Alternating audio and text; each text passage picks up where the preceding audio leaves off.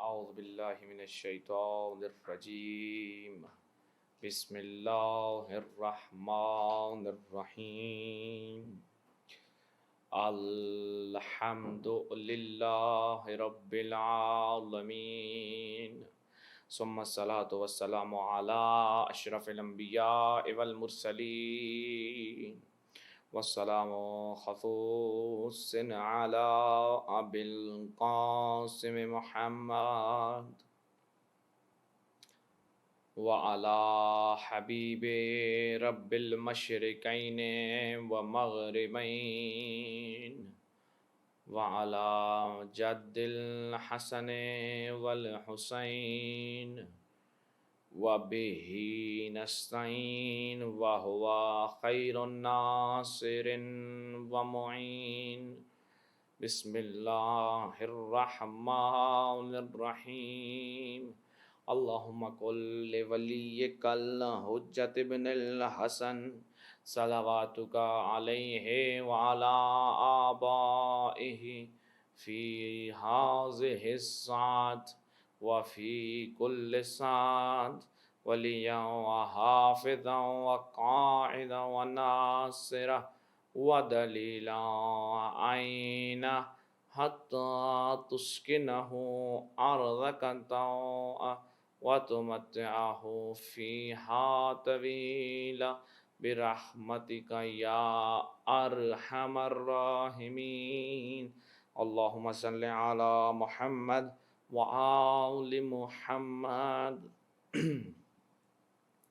معزز سامعین علی قدر و سوگواران مظلوم کربلا، عزاداران سید الشہداء، صاحبان علم و دانش، فہم و فراست، عزیزان محترم، جیسا کہ آپ جانتے ہیں کہ ہماری نشستہ مباحثات جو مسلسل بفضل مناسبت عزاداری سید الشہداء چل رہے تھے، وہ اپنے اختتامی مراحل میں داخل ہو گئے۔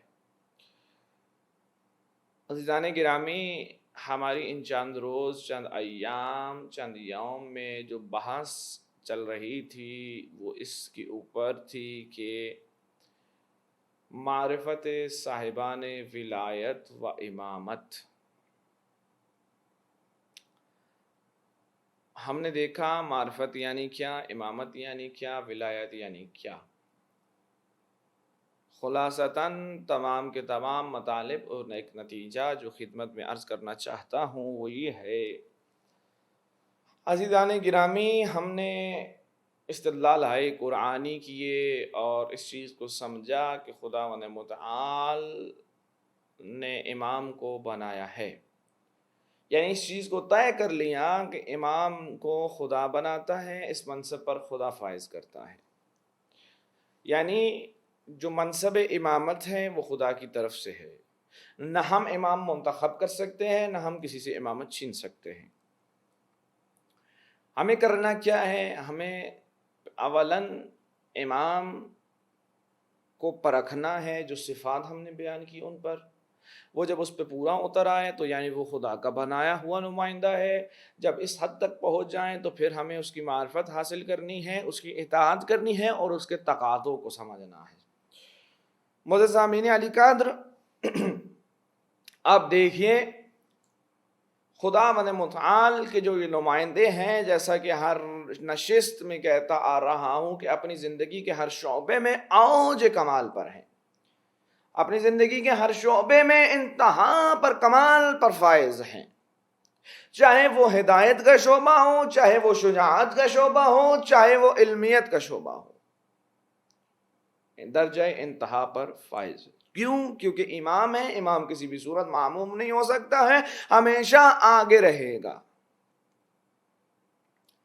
عزیزان محترم، آج دیکھیے امام الہی نمائندہ ابا عبداللہ الحسین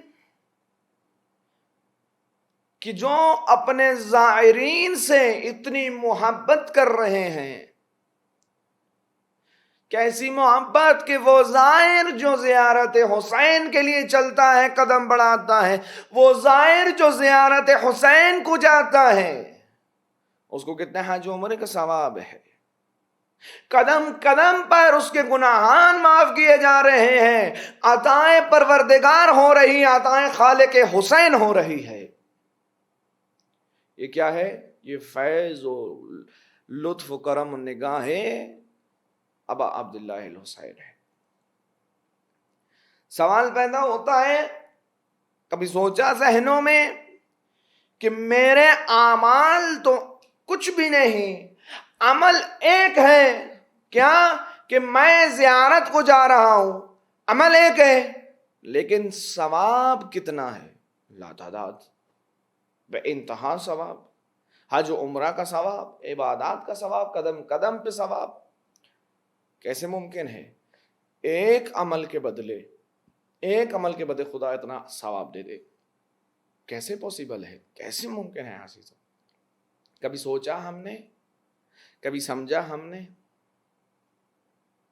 ذہنوں میں سوال آتا ہوگا نا کہ خدا کیسے ممکن ہے ایک شخص کی محبت میں ہمیں اتنا نواز دے؟ کیسے ممکن ہے؟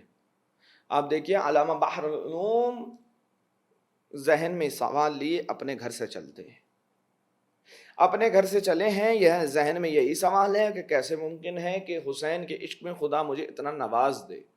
یہ کیسے ممکن ہے کہ اتنے میں ایک گھوڑا سوار آ کے رکتا ہے اور کہتا ہے کہ یا شیخ آپ کسی سوچ میں مبتلا ہیں، مجھے اپنی سوچ سے آگاہ کیجئے، خدا نے مجھ پر ایسی کرامات ایسی عطا کی ہے کہ میں آپ کے مسائل کا حل بتلا سکتا ہوں، میں آپ کی مشکل علمی حل کر سکتا ہوں۔ تو میں سوچ رہا تھا کہ یہ کیسے ممکن ہے کہ خدا ایک ہستی کے عشق میں مجھے اتنا عطا کر دے؟ اللہ رے اللہ، کہا یہ کیسے ممکن ہے؟ کہا دیکھو ممکن ہے، اس میں کوئی پریشان ہونے کی بات نہیں ہے، صرف ایک مثال کے ذریعے تو میں سمجھاتا ہوں، کہ سمجھائیے۔ کہ دیکھیے ایک بادشاہ جو اپنے گھر سے شکار کے لیے چلتا ہے، شکار پر جاتا ہے، جنگل میں پہنچتا ہے، لیکن اپنی فوج سے بچھڑ جاتا ہے، گم ہو جاتا ہے۔ گم ہوئے اس کا یہ عالم ہوتا ہے کہ کچھ روز کچھ دن گزر جاتے ہیں، اس پر بھوک اور پیاس کا غلبہ طاری ہو جاتا ہے۔ یہ بھوک اور پیاس کا غلبہ اس قدر جہاں پہنچتا ہے کہ ان قریب اس کی موت واقع ہونے والی ہے، ان قریب اس کی اجل آنے والی، موت آنے والی۔ لیکن اسی اثناء میں اس شخص کی نگاہ دور دراز ایک خیمے پہ پڑتی ہے، وہ اپنے آپ کو مشکل کے ساتھ، وہ بادشاہ، وہ رئیس اپنے آپ کو وہاں خیمے میں پہنچاتا ہے۔ جب خیمے میں پہنچتا ہے دیکھتا ہے ایک ضعیفہ خاتون کی جو اپنے بیٹے کے ساتھ اس خیمے میں زندگی بسر کرتی ہے۔ کون؟ ایک ضعیفہ خاتون اپنے بیٹے کے ساتھ اس خیمے میں زندگی بسر کر رہی ہے۔ اس خاتون کا سرمایہ جہان ایک بکری ہے، ایک بھیڑ ہے۔ کیا کر رہی ہے وہ؟ اس سے دودھ دوتی ہے اور وہ خود بھی استفادہ کرتی ہے، بچے کو بھی استفادہ کرواتی ہے۔ لیکن جب یہ شخص، یہ رئیس، یہ بادشاہ وقت اس کے در پر پہنچتا ہے اور اسے کہتا ہے کہ میں بھوکا ہوں، میں پیاسا ہوں، میں قیام کرنا چاہتا ہوں، اس کو اپنی دہلیز پہ جگہ دیتی ہے، گھر میں روکتی ہے اور اس کی خدمت کے لیے اس کے پاس کچھ نہیں ہے، وہ اسی بھیڑ بکری کو ذبح کرتی ہے، اس کی خدمت میں پیش کر دیتی ہے۔ یہ نہیں سوچتی کہ یہ جو بھیڑ تھی یا بکری تھی یہی میرا کل سرمایہ تھا، لیکن قربان کر دیتی ہے۔ وہ بادشاہ واپس، فوج اسے آتی ہے، لیتی ہے، پلٹتا ہے اپنی سلطنت میں۔ جب پہنچتا تو کہتا ہے کہ میرے ساتھ یہ واقعہ پیش آیا، وزراء، تم وزیر ہو، تم سب میرے، مجھے مشورہ دو کس چیز کا، کہ میں اپنا احسان کیسے پورا کروں، میں اس خاتون کا احسان کا بدلہ کیسے دے سکوں۔ کوئی کہتا ہے تم 10 بکریاں دے دو، کوئی کہتا ہے 20، کوئی کہتا ہے 30، کوئی کہہ رہا 100 دے دو، لیکن ساتھ میں کچھ رقم دے دو، کچھ اشرفیاں دے دو۔ لیکن جب وہ سنتا ہے اس بات پہ غور کرتا کہ نہیں ایسا ممکن نہیں ہے، کیونکہ اس خاتون کی کل سلطنت ایک بکری تھی جو اس نے مجھ پہ قربان کر دی، اس کو نہیں معلوم تھا کہ میں کون ہوں، لیکن اب میری ذمہ داری ہے کہ میری کل ملکیت یہ سلطنت ہے، اگر میں یہ تمام کی تمام اپنی سلطنت اس کو دے سکوں تو ہو سکتا ہے احسان کا بدلہ ادا ہو جائے۔ تو عزیزوں، حسین اور خدا کی مثال بھی یہی ہے کہ حسین ابن علی نے اپنی تمام کائنات عشق خدا میں قربان کر دی۔ اب خدا حسین سے یہ کہہ رہا ہے کہ اے میرے چاہنے والے، تو نے اپنا سب کچھ مجھ پہ قربان کر دیا ہے، اب میں اپنا سب کچھ تیرے چاہنے والوں پہ قربان کر دوں گا۔ یہ ہے الہی نمائندہ۔ کون الہی نمائندہ؟ جس کے ہر قدم قدم سے، ہر عمل سے فیوز و برکات انسان کے لیے میسر ہے۔ عزیزان گرامی، خداوند متعال نے انسان کو خلق کیا اور کہا یہ اشرف المخلوقات ہے۔ حضرت انسان کو اشرف المخلوقات کا لقب دیا گیا۔ کسی اور مخلوق کو، حتی ملائکہ کو بھی یہ لقب نہیں ملا، نہیں دیا گیا۔ کبھی سوچا سمجھا آپ نے اس کی وجہ کیا ہو سکتی ہے؟ عزیزوں، خدا اور اس کا نمائندہ بارہا بتلا رہا ہے کہ انسان اشرف المخلوقات ہے، اپنے آپ کو پہچانے۔ کیسے اشرف المخلوقات بنے گا انسان؟ آپ دیکھیے کہ جب حضرت انسان کو خدا نے خلق کیا تو انسان کے اندر خدا نے خواہش بھی رکھی ہے، خدا نے عقل بھی رکھی ہے۔ لیکن جب ملائکہ کو خلق کیا تو فقط عقل عطا کی، جب حیوانات کو خلق کیا تو فقط خواہش عطا کی، غریزہ عطا کیا۔ اب یہی انسان کہ جب اس کی خواہش اس کی عقل پر غالب آ جاتی ہے تو وہ حیوانات سے بھی پستر ہو جاتا ہے۔ اللہ رے اللہ، آپ دنیا میں دیکھیے کئی مثالیں موجود ہیں کہ جب اس کا نفس اس کی خواہش اس کی عقل پر غالب آ جاتی ہے تو وہ پھر پرچم لا الہ بلند کرتا ہے اور اس کے نیچے مسلمانوں کو ذبح کرتا ہے۔ کیوں؟ کیونکہ وہ اپنی نفسانی تسکین کر رہا ہے، اپنے نفس کی تسکین کر رہا ہے، اپنے نفس کی رضایت کے لیے ہے۔ لیکن وہی انسان کہ جب اس کی عقل اس کی خواہش پر غالب آ جاتی ہے تو وہ ملائکوں کو پیچھے چھوڑتے ہوئے مقام اشرف المخلوقات پا لیتا ہے۔ پھر آصف برقیہ جیسی شخصیات سامنے آتی ہیں، پھر انصار حسینی جیسی شخصیات سامنے آتی ہیں۔ عزیزوں، یہ فیوز و برکات کس چیز کے؟ الہی نمائندے کے۔ یہ الہی نمائندہ ہے۔ اب دیکھیے، قرآن میں ہم نے بارہا یہ سورہ پڑھتے ہیں، دن میں کئی مرتبہ پڑھتے ہیں۔ کون سی سورہ؟ سورہ الحمد۔ خداوند متعال کیا کہہ رہا ہے اس میں؟ خدا سے کیا کہا جا رہا ہے؟ اہدنا الصراط المستقیم۔ خدایا، مفسرین نے لکھا، کئی نے ترجمہ کیا کہ خدایا ہمیں سیدھے راستے پر قائم رکھ۔ کوئی کہہ رہا ہے ہمیں سیدھے راستے پر چلا۔ بہتر ترجمہ اس کا یہی ہے کہ سیدھے راستے پر چلا۔ وہ کیسے؟ آؤ معصوم سے پوچھے۔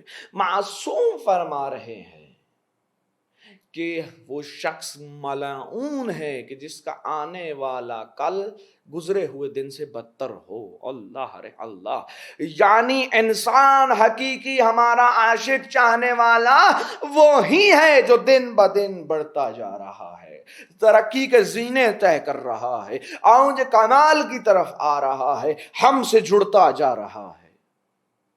یہ مصداق دیا ہے، سیدھے راستے پر چلا۔ سیدھے راستے سے مراد یہ نہیں ہے کوئی گلی کوئی اسٹریٹ کہ جہاں کھڑا ہو جائے سیدھا سیدھا چلنا جا، ایسا نہیں ہے عزیزو۔ جب خدا سے پوچھا جائے خدایا یہ سیدھا راستہ یعنی کیا، کیسے حاصل ہوگا، تو خداوند متعال کی آواز آئے گی، اے میرے بندے پریشان نہ ہو، تو نے آیت کا پہلا ٹکڑا پڑھا ہے، بعد میں پڑھ، صراط الذین انعمت علیہم غیر المغضوب علیہم ولا الضالین۔ گویا معلوم ہوا یہ سیدھا راستہ کچھ ایسی ہستیوں کی ملکیت ہے کہ جن کے ساتھ ہم منسلک ہو جائیں تو ہدایت پر چلنے لگیں گے۔ ہماری ہدایت ہو جائے گی۔ یہ کچھ ہستیوں کی ملکیت ہے یہ سیدھا راستہ۔ وہ کون ہستیاں؟ یہ نمائندگان الہی ہیں عزیزان گرامی، یہ صفات کے مالک ہے۔ کون سی صفات؟ جو صفات ہم پہلے بیان کر چکے کہ نمائندگان الہی کن صفات کے مالک ہیں۔ یا نمائندگان الہی یعنی کیا؟ نمائندگان الہی کا تقاضا کیا ہے عزیزو؟ اس فنش اعضاء کا، اس محرم کا، کیونکہ اب کچھ ہی ایام بچے ہیں۔ کس چیز میں؟ شاید ایک رات بدلنے کو ایک لحظہ کافی ہے، لیکن سوچنا یہ ہے کہ اتنے دن جو میں نے اتنی راتیں عزاداری میں برپا کرنے میں وقف کی، اپنا اتنا ٹائم دیا، کیا وہ قبول بھی ہوا ہے یا نہیں؟ عزیزو، میں نے اس وقت میں حسین کے مکتب سے کیا سیکھا، کیا حاصل کیا؟ میں نمائندے الہی کے در پر گیا، میں نے لیا کیا؟ عزیزو، جب دیکھنا ہو اپنے آپ کو کہ میں نے جو عزاداری کی، جو میں نے نوحہ پڑھا، جو میں نے خطابت کی، میں نے جو گریہ کیا، وہ قابل قبول ہے، قبول ہوا بارگاہ حسینی میں یا نہیں؟ تو کیا ملا کہ معیار کیا ہے؟ آپ دیکھیے کہ ہر عبادت کا معیار قبولیت ہے۔ معیار قبولیت یعنی قبول ہونے کا پتہ چلتا ہے کہ وہ عبادت قبول ہوئی ہے۔ آپ دیکھیے نماز میں معصوم کہہ رہے ہیں کہ نماز کے جب تم نماز پڑھو، فجر کی 2 رکعت نماز ادا کرو اور پھر ظہر کا وقت آن پہنچے، تمہیں کوئی یہ نہ کہے کہ نماز پڑھنی ہے، جاؤ نماز پڑھو، تمہارا اندر سے دل، قلب تمہیں یہ کہے کہ مجھے نماز پڑھنی ہے، میں نماز پڑھنا چاہتا ہوں، یعنی سمجھو کہ تمہاری پچھلی نماز قبول ہو گئی ہے، توفیق الہی شامل حال ہو گئی ہے۔ عزیزو، اگر نماز کا یہ معاملہ ہے تو کیسے ممکن ہے کہ عزاداری حسین کی قبولیت کا معیار نہ ہو؟ عزیزان گرامی، سخت ہے قبولیت، معیار قبولیت عزاداری حسین صرف یہ ہے کہ میں اتنے گھنٹے آیا، وقف کیا، مجھے دیکھنا یہ ہے کہ اتنا ٹائم سرو کرنے کے بعد میں حسین سے کتنا قریب ہوا ہوں، میں کتنا ہدف حسین، ہدف کربلا پر چلا ہوں۔ عزیزان گرامی، سوچنا ہے اس چیز کو، یہ لمحہ فکریہ ہے۔ ہمیں اس بات کو سمجھنا ہے کہ میں حسین ابن علی سے کتنا قریب ہوا ہوں، میں کربلا سے کتنا قریب ہوا ہوں، میں رائے حسینی پر کتنا چلا ہوں۔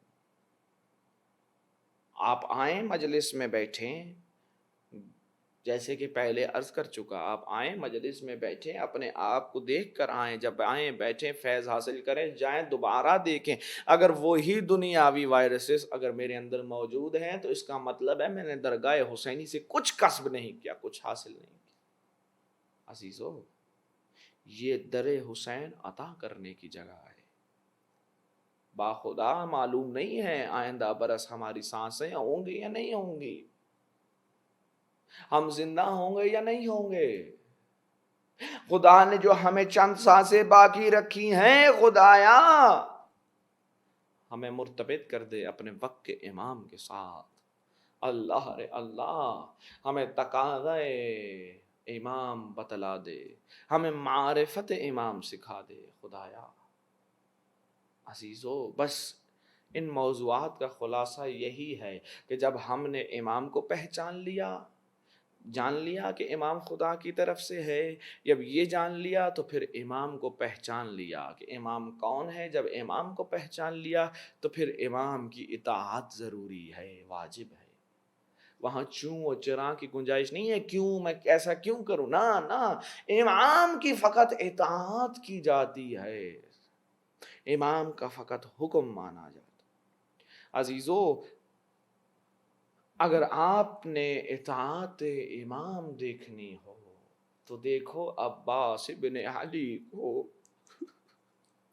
عزیزو، اگر اطاعت حسین ابن علی دیکھنی ہو تو دیکھو عباس ابن علی کو۔ کون عباس ابن علی؟ اب دیکھیے اتنا رتبہ جو عباس ابن علی کو ملا ہے، کس لیے ملا؟ عباس شجاعت تھے، عباس کی شجاعت کی وجہ سے. اگر آپ یہ کہیں تو عباس تو جنگ لڑے ہی نہیں، شجاعت کے جوہر دکھلائے ہی نہیں. عباس کو اگر یہ رتبہ ملا ہے تو اطاعت مولا کی وجہ سے، اطاعت حسین ابن علی کی وجہ سے. بس بھائی عزیزو، میرا موضوع تمام ہو گیا. روز عاشور تمام اصحاب مارے جا چکے ہیں.